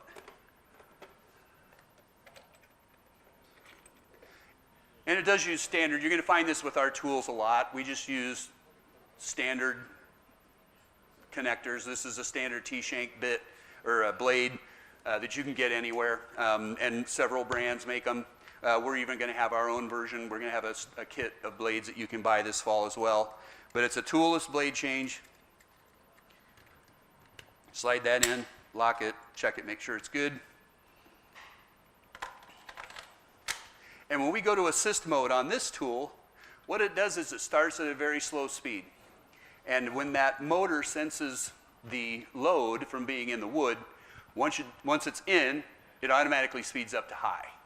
So you don't have to make any adjustments. You just start the jigsaw.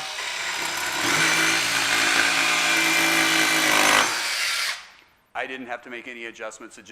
I don't have to worry about bouncing around on my wood and high speed to get into the cut. I can just start slow and finish fast. So those are the kind of features that we put in to this tool. This is $149. Taking out the blades is even funner. I'll get it later.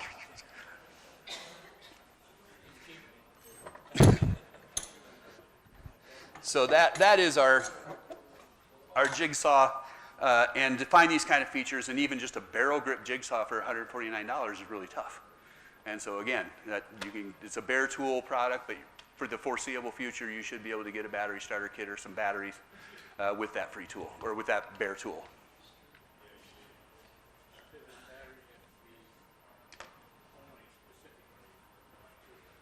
Yes.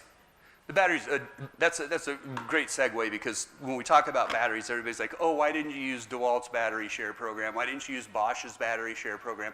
And that's all fine and dandy, but there's software in the battery that talks to the tool, and vice versa. When the tool needs more torque, it pulls that from the battery.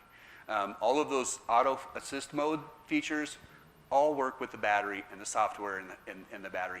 Those brands, if you use that battery share program, they don't share that ability to use the software. So we lose all the features of our tools, and they become just another tool on the shelf. So it wasn't really an option for us. So yes, all of our batteries are proprietary to our tools. But since they're kind of giving them away right now, that's not a bad thing. Let's talk about sander a little bit. So we do have a 5-inch random orbit sander. Again, we've focused on a number of things, not only from a usability and user comfort standpoint, by taking some vibration out of the motor, by counterbalancing the motor, but we also gave you options. One of the things I love about this is that when you put a battery in it, it doesn't tip over. There are so many of them where you plug a battery in and all of a sudden it's going like this, and you're struggling to keep that sander engaged with your material. You should be focusing on moving this around and just having a good sanding experience and getting good results rather than fighting keeping it flush with your material. So balance was huge. We also gave you two different grip points on the sander. So if you need to reach out over a larger piece of material, you can actually reach out like this. You can use this, you can two hands, however you want to do it, but it just gives you more options on how you want to use the tool. 3 different speeds, soft start, soft stop, all of the premium features that you want in a tool. The last thing we did, which is one of the most impressive features, is we sealed the sanding pad, put a gasket in there so that there's actually creates a vacuum into the tool and out the dust port. So even with just a bag, and there's another thing, if you've had a battery operated sander, when you start them up, you see this big poof of sand come out from, or sawdust come out from all around the sanding pad. Got a little bit there because I've been traveling. That's not fair. I've been traveling. But when you start it up, you don't really see that big poof of dust come flying out. And when you're engaged in the material, you don't see, you should be focused on this part of it, not balance and all of the other things that you have a tendency to focus on. You really want to be focused on your material. You can actually feel that air coming out.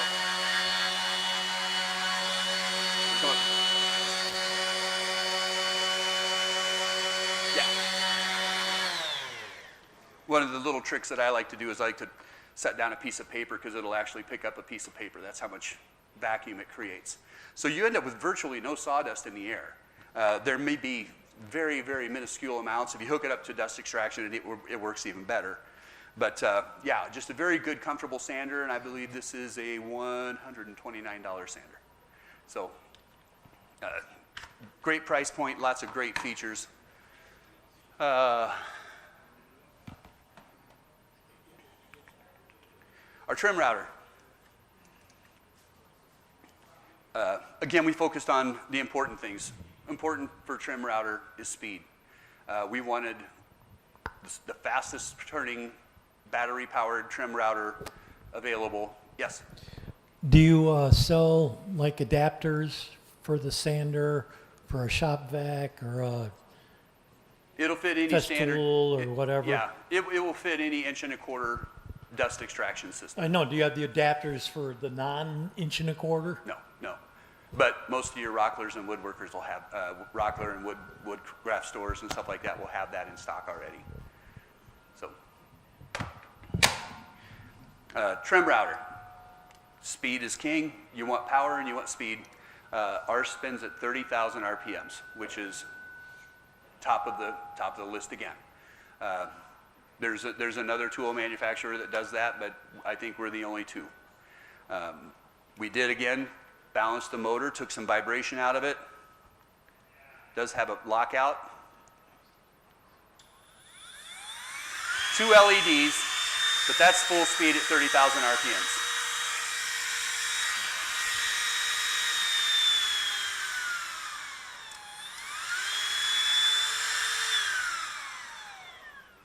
We will have a plunge base coming out for this fall that will turn it into a full plunge router. It will be compatible with the Porter cable template bushings. So if you want to do sign work or that type of carving, you can. As it sits right now, we designed this specifically with a larger hole over the collet, because every bit set you get, starting with the 5-bit set that you can buy from Home Depot or Lowe's or Menards, comes with a 3/8" bit, 1/4" shank, and those will not work in the hole size that is the Porter cable. So we made it larger, so if you want to put this base on and use that larger bit, you can. So, but solid, great metal clasp that holds the impact in place so it won't slide. The plunge base will have micro adjust and all of those other features that you would expect in a good quality plunge base. That plunge base is going to retail for $49.99. So altogether, you're in about $199 for a very nice trim router and a plunge base. How does the height work on that? I'm sorry? How does your height, your depth adjustment work on that? Pop that open, and then you can just put a little pressure on it, and you can turn that knob, and you can adjust it down and set your bit depth. And when you lock it in place, it's very, very secure. Does your exhaust from your trim router blow the dust from your work area? We actually have a dust shroud for that. So you can actually attach that to all of our ports are going to be 1.25". So yes, you can connect this to dust extraction. It does not necessarily have a blower, but with the dust extractor, you can get really, really good dust separation. Any other questions? We'll pause here for a second. Okay, we're going to move on. Okay. I am going to demonstrate this tool because it really is pretty remarkable. This now is the #1 selling form factor in the circular saw world. The compact circ saw is now they're selling more of those than 7 1/4, 6 1/2. And once you use one of these, you'll probably never go back to a 7 1/4 circ saw again, unless you have to cut something thicker than what this will handle. This will handle 2x4 material, plywood, all of that. It'll even cut hardwoods. It's a powerful saw, and it's just so simple to use. I mean, just one-handed use. It's brilliant. We did a couple of things here. We actually designed the handle to be longer so that you can get a better reach if you're trying to cut across a sheet of plywood. You don't have to be 6'5" with a 12-foot wingspan to get over that sheet of plywood. And it pairs really nicely with our Rip Cut, which is another product that we sell. But the dust extraction is what really surprised me.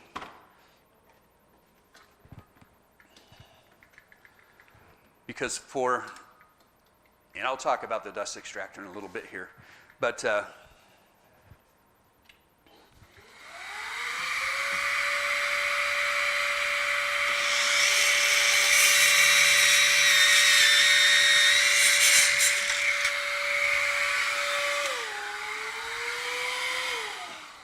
it'll cut through a 2x4, 2x6, whatever. I framed out an entire base for a little 5x7 composite shed that I got, and I used this saw and a speed square, and that's all I used. And I used 1.5 bars on my battery, and did the whole thing. And I never had so much fun using a circ saw in my life. I thought it was just a hoot. But we did do a couple other things to this. And you see there's a little bit of sawdust that fell down, but hardly anything compared to what you normally get. And that's pretty impressive when you have that much opening on the saw. with every one of our saws, we're going to put in a premium Teflon-coated, carbide-tipped finished blade. So you're not getting a stamped steel blade that you just walk right over to the blade section and go and spend another $50 on a blade. You're getting a high-quality blade right out of the chute. Our 7 1/4, we give it a 40-tooth finished blade, carbide-tipped, Teflon-coated. Shouldn't say Teflon. That's another one of those patented things. So I hope I don't get in trouble. Yeah, $149.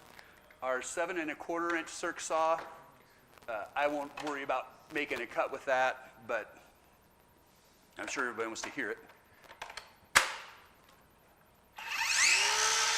Soft start, soft stop. Again, premium features, all metal shroud, all metal base, 0 to 57 on the bevel, so pretty standard for the most part, 0 and 45 cut line indicators. But we did a couple of things. A, we put that handle a little bit back a little bit so that you can actually see your cut line indicators as you're making your cut. So you can follow your lines, a little bit simpler to use. But is anybody familiar with a product we saw called the AccuCut? Okay, so basically it's an entry-level track saw system, and it comes with a little plastic base that you strap your circ saw into, and then it rides along these rails, and you end up with a little track saw. This one, we just made the base pre-grooved to work with the AccuCut, so you don't have to use the sled. You can just go right to the track, and for about $269, you can have an entry-level track saw, 4 foot. So, and again, very nice blade included with this saw. $169 price point on our circular saw.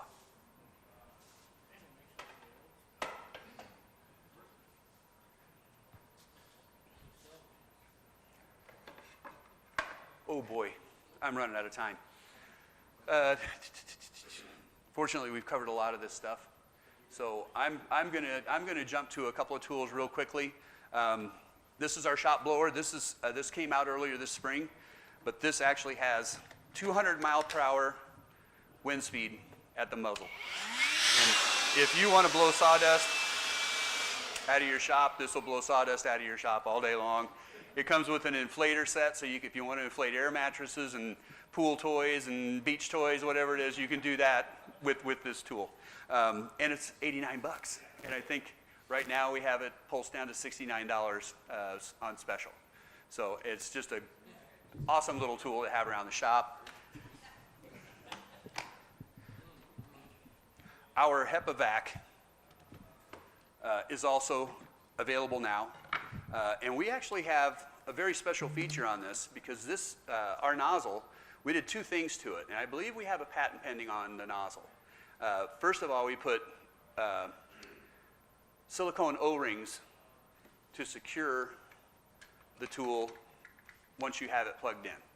And once I have that plugged in, I can go out to 7 feet and it won't come out of the tool. That's a very nice feature. The second thing we did is we stepped this so it works with 1 1/4 and then it steps up to 36 millimeter. So it will work with fine tools and other European-made tools that are metric. So it'll work with both types of connections. We set a pretty high standard for this. Most of them operate in the 30 to 40 cubic feet airflow CFMs. We have this at 50. So it's actually very, very strong, very powerful. You can remove the hose to the other side and it will become a blower. And you also comes with an inflator set, so you can inflate air mattresses and tools and things of that nature. It is a HEPA certified filter. You can also use it as a wetback. There's a wetback kit you can buy with it. And it's just a great little compact dust extractor you can take anywhere. I'm a huge fan of it. Your crevice tool stores right on the top. And then there's what they call a, what do they call it?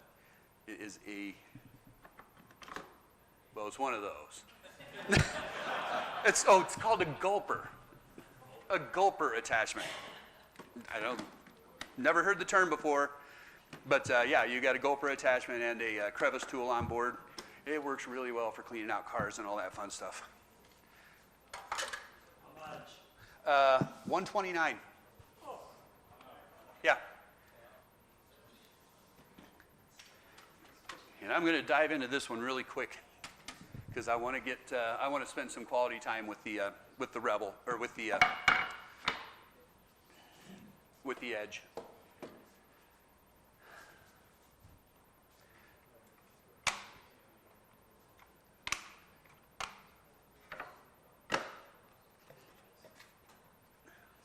Those are our little bench cookies.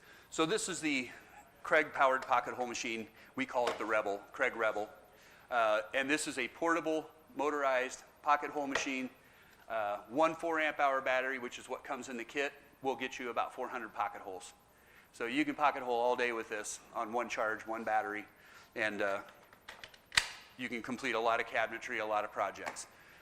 It's so simple to use, and you wouldn't know that from the headaches that they went through in engineering product development with this tool, because there were so many things. First and foremost, when we designed this, initially we were having the handle pull forward. Well, what happened was everybody we tested with were pulling it up off the material. So we had to change that and reverse gears, and now it's push away, which actually forces the tool down on the material. And we've got our grip max material on the bottom to help it stay in place. But there's two simple adjustments, just like on a pocket hole jig. If you've ever used a pocket hole jig, there's a drill guide, and that's what this front fence is for. That tells you how far away from the wood you're going to be.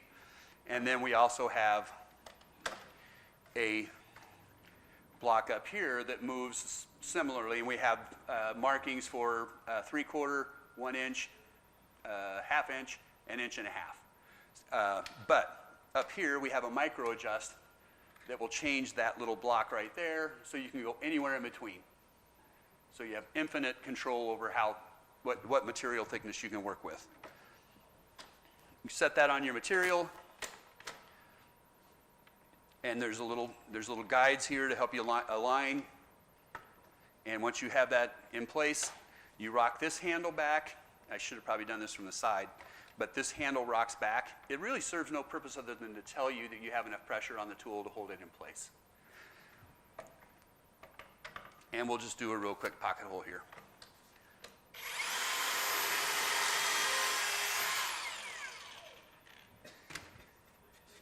And that's all there is to it. You could have a cabinet carcass done in minutes. So it's really an evolution, and it's so portable and practical. And the entire kit is $349 with a 4-amp-hour battery and a charger. So out of the box, you're going to get quite the tool. And this is on special as well. Right now we have this at I think it is $50 off. So it's like $299 for the kit. So I get to spend the last 7 minutes talking about tools that I wish I had more time to talk about. We got a 3¼ horsepower router coming out. This is an identical clone, and when I say identical, I mean identical. I can go into more details if you want to stick around. Of a very popular router that was discontinued just a few short years ago, and nobody has ever stepped into that space. We are stepping into that space in a major way. This is a heavy-duty router. It's going to be great for router tables, great for production work, but for those of you that missed that router that went away a few years ago, it's back. We also have our new 2¼ horsepower plunge router. We will have this available in both corded and cordless.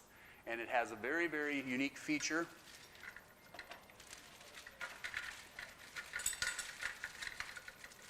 And it does come with 2 different base plates.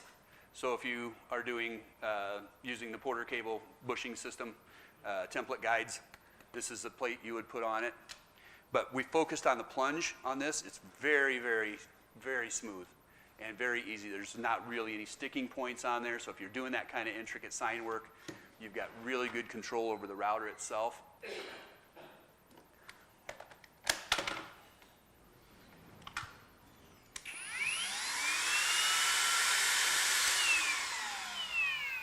It's got great power, dust collection, a little shield, your typical 3 position turret, and a micro adjust.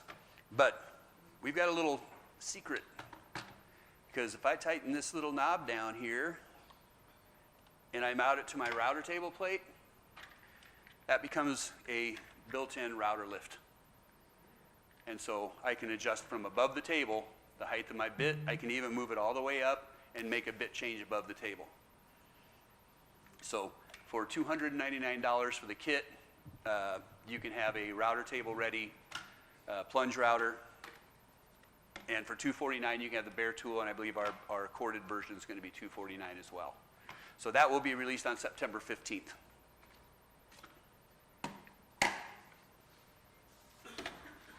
The router market has been, or the router category has been very stagnant for a long time, and Kreg decided to step into that space in a major way. We're going to have a trim router table coming out this fall.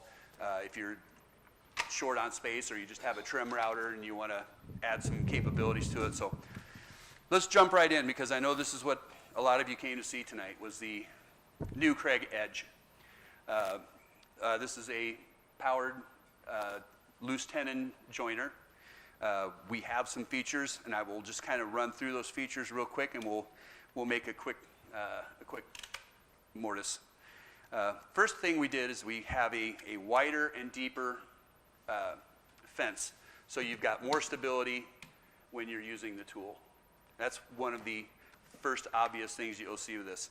Another thing we did is we incorporated a micro adjust into our tool, and that's unique to us, is the micro adjust. You can lock that down, and then there's also a fence release that I can just push in a button and I can move that fence up. We do have empirical markings for the thickness of the material. And we do not require a dust extraction system to operate this tool. We actually incorporated chip ports where those chips will just fall out the bottom of the tool. Our mortising widths, very comparable. We do have onboard tool storage here.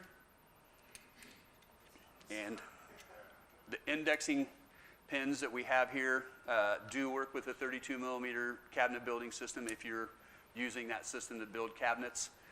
They are reversible, so you have a couple of options on how far apart you can set those. And they're also spring loaded, so they will go flush if you put them up against the material. So you're hoping to dominate the field? Right. I'm going to dominate the field. No. You know, it's one of those things where we just noticed that there was a huge hole, and there's a lot of people that want to be able to do this type of work, to be able to work with loose tenon joinery, and in a lot of cases the pricing on it is just not practical. So we wanted to come up with a more affordable option. This tool with a 4 amp hour battery and a charger is going to be $499. And the performance on this is remarkable for that price point. It is really a precision tool. It is excellent. All of our testing has just been everything we had hoped it would be. And there was a lot of development that went into this. I can't tell you how much it costs just to do the tooling on this machine, but it was a lot. It was a huge investment by Kreg. We want to bring this type of joinery to the masses and make it more approachable and affordable. And I think we've done that with this tool. It flat out just really, really works well. I've got some pre-done mortises here. Online question, will the Edge have a corded version? That's not in the plans that I'm aware of at this point. But they don't tell me a whole lot, because we have tools that are popping up that I just found out about last week that are being released. So they tell me as much as they think I need to know. So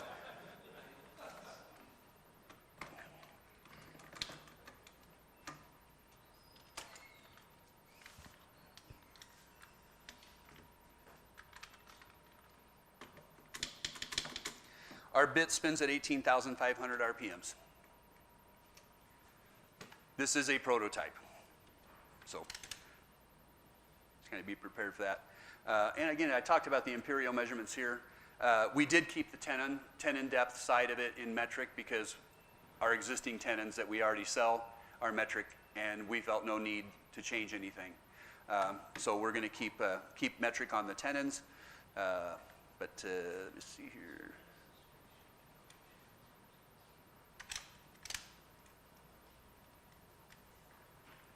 All right.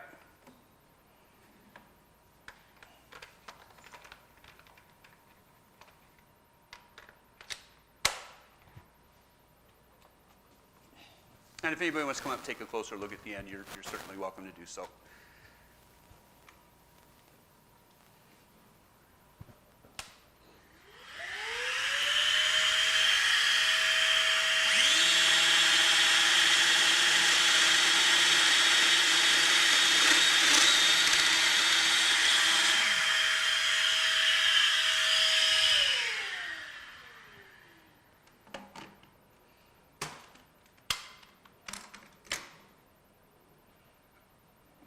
Here we go. And I even have a tenon.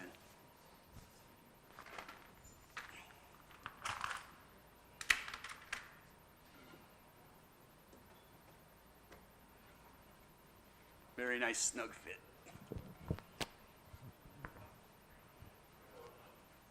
Any questions about the edge?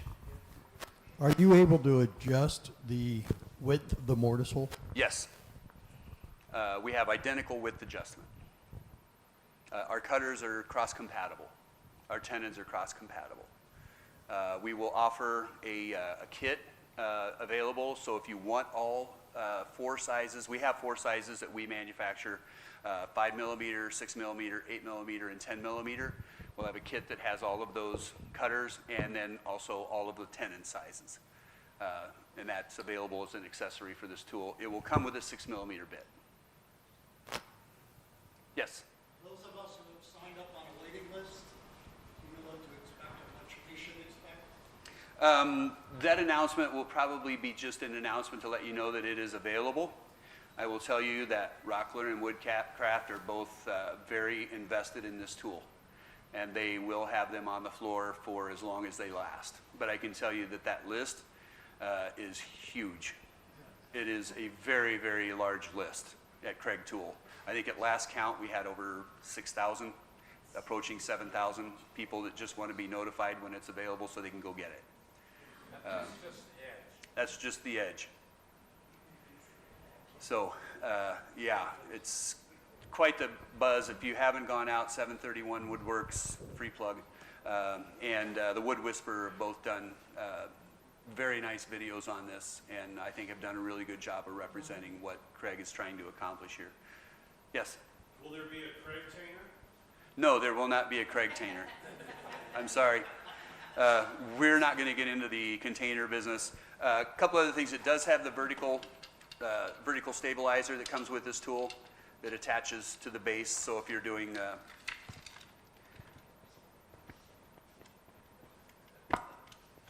vertical work, it allows you to go in if you're doing like shelves and cabinets, things of that nature. This is an accessory that comes with it.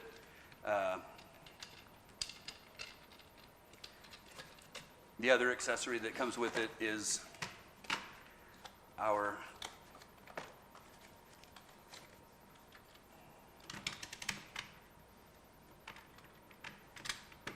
narrow rail guide. And with our narrow rail guide, one difference is that ours is self-centering. So it's very easy to adjust. Ooh. Yeah. Ooh. So very easy to adjust.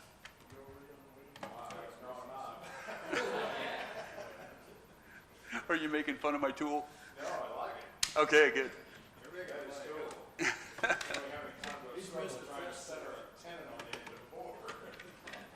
So if you have any questions about any of this stuff, or you just want to come up and handle it or anything like that, feel free to. I'm going to end my portion because I've run a little bit long, but I'm happy to help out. I'll take another question.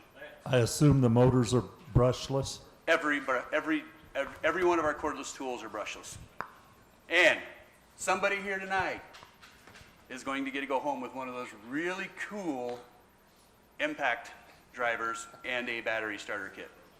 So actually, you don't get to go home with it tonight, but we're going to take your name and I'm going to send it to you. So I'm going to let one of you guys draw that out. Okay.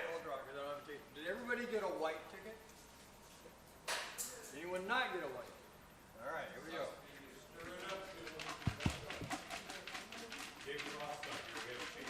You need to be present to win.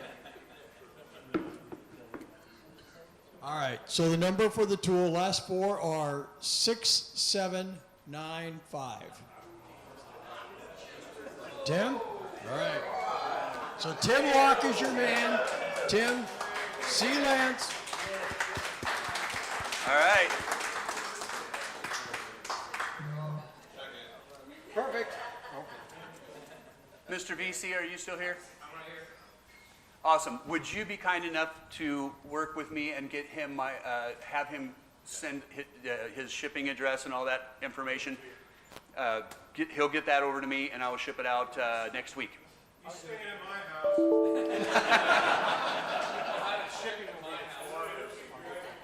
They're not shipping to Florida. Heading down to Florida, are you? Good deal. All right.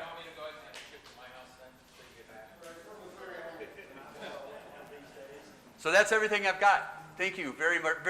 I really appreciate it. All right, Lance.